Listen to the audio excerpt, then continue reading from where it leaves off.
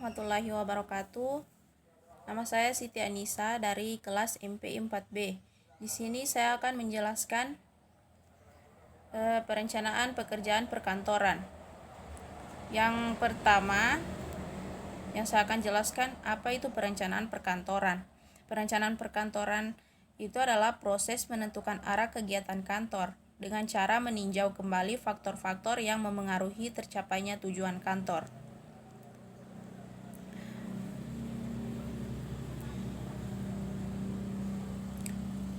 Beberapa peranan dari perencanaan pekerjaan kantor. Yang pertama, pelaksanaan pekerjaan lebih terarah. Yang kedua, kegiatan pengorganisasian, pengawasan, dan pergerakan. Yang ketiga, mengurangi kesalahan dalam bekerja.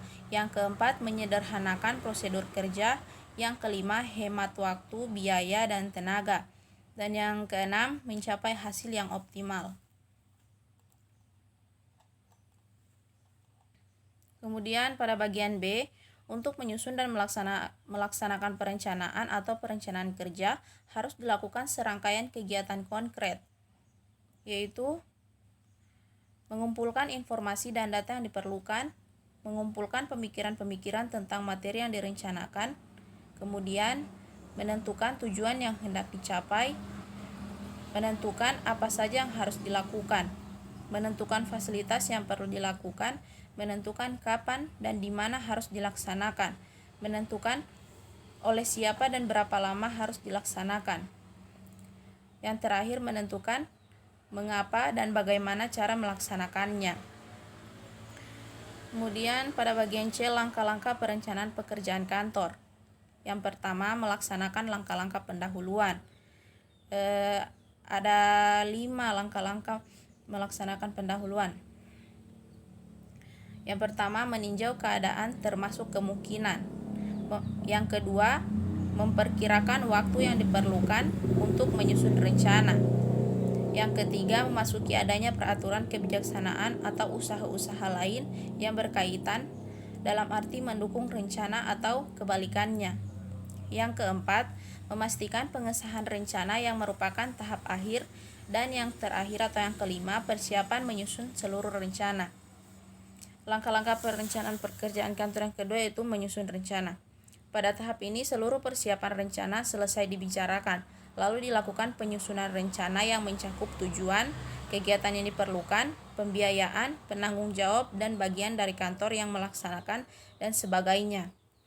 Kemudian langkah ketiga, melaksanakan rencana. Pada tahap ini, perencanaan kerja yang sudah selesai disusun dilaksanakan dalam operasi-operasi kerja konkret sesuai dengan yang tercantum di dalam perencanaan kerja. Langkah yang keempat, melakukan pengawasan terhadap pelaksanaan.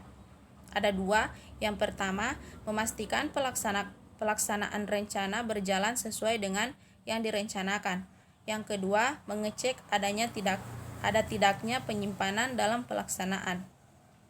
Kemudian langkah terakhir, mengadakan evaluasi terhadap seluruh pelaksanaan. Evaluasi atau penilaian, pertimbangan, dan penyimpulan perlu dilakukan terhadap seluruh perencanaan kerja dimulai dari awal sampai selesai. Kemudian prinsip dan langkah membuat prosedur perkantoran. Di sini yang pertama itu prinsip. Prinsip yang pertama itu rasional, yang kedua sistematis, yang ketiga bersifat operasional, yang keempat menggunakan jarak terpendek, kemudian yang kelima menekankan pada prinsip kerja. Kemudian ada 2 langkah membuat prosedur perkantoran. Yang pertama, metode deskriptif, yaitu penulisan prosedur kerja dengan cara mendeskripsikannya tanpa menggunakan simbol. Yang kedua, metode chart, ditulis dengan menggunakan simbol-simbol yang memiliki makna tersendiri. Itulah penjelasan dari saya tentang peranan perencanaan pekerjaan kantor. Lebih dan kurangnya saya pribadi mohon maaf. Wabillahi taufiq wal hidayah. Assalamualaikum warahmatullahi wabarakatuh.